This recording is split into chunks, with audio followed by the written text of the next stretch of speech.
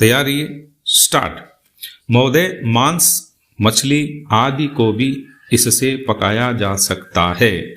Solar heater सार्वजनिक स्थानों जैसे अस्पताल, होटल, कारखाने आदि में पानी गर्म करने के लिए काम में लाए जाते हैं। सोलर ड्रायर की सहायता से अनाज, तंबाकू, नारियल, इमारती लकड़ियां आदि को सुखाया जाता है।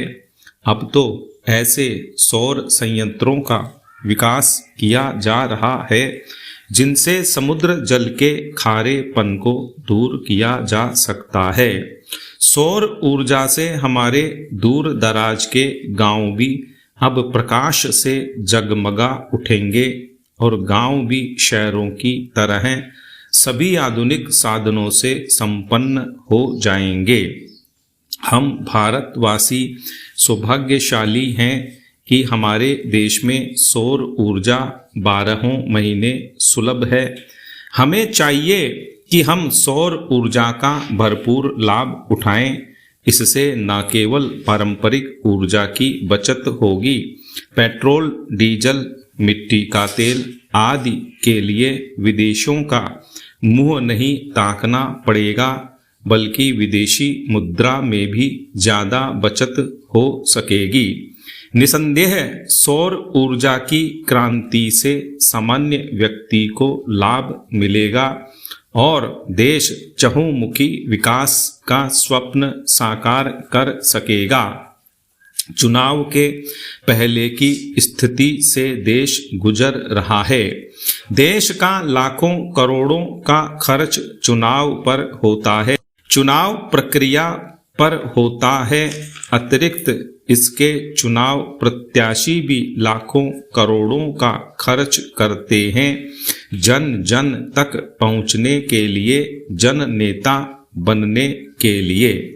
अशिक्षित जनता भीड़ देखती है, दिखावा देखती है, प्रदर्शन देखती है, फिर कुछ छोटे मोटे लालच भी काम करते हैं और जनता गुमराह हो जाती है। ऐसी स्थिति में चुने गए प्रत्याशियों से भला क्या देश का हित हो सकता है? शिक्षित बुद्धिजीवी व्यक्ति चुनाव प्रक्रिया से, चुनाव परिणामों से हताश होकर प्रक्रिया से ही अपने को दूर रखने का उपक्रम करते हैं या करने को मजबूर हो जाते हैं। लंबी खड़ी कतारों में अपना समय नहीं लगाना चाहते। पैरा लोकसभा, विधानसभा, पंचायत सभी चुनाव यदि एक ही समय कराए जाएं तो बहुत संभव है लोगों में रुचि बने, समय का व्यय रुके, आर्थिक खर्च भार जो देश को बार बार करना पड़ता है वह बच सकता है। क्या ऐसा कुछ सोचा नहीं जा सकता? प्रत्याशी बनने के लिए भी कुछ मापदंड निर्धारित होने चाहिए। उनको शिक्षित होना चाहिए और चुने जाने के बाद उनके लिए एक आचार संहिता होनी चाहिए। उनके खर्च एवं संपदा पर एक प्रतिबंध होना चाहिए। एक गवेषणात्मक दृष्टि होनी चाहिए। समाज का हित चाहने वाले ऐसे चुनिंदा लोगों का जीवन महात्मा गांधी की तरह सरल, स्वच्छ एवं सादगी वाला होना चाहिए।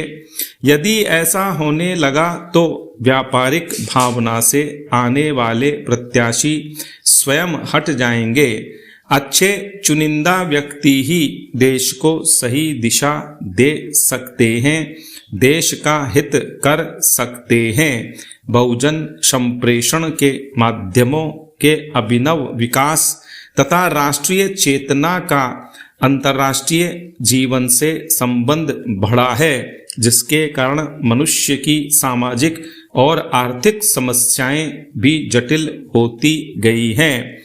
वैज्ञानिक और तकनीकी विकास भी निरंतर ऊर्ध्वमुखी हो रहा है। स्टॉप।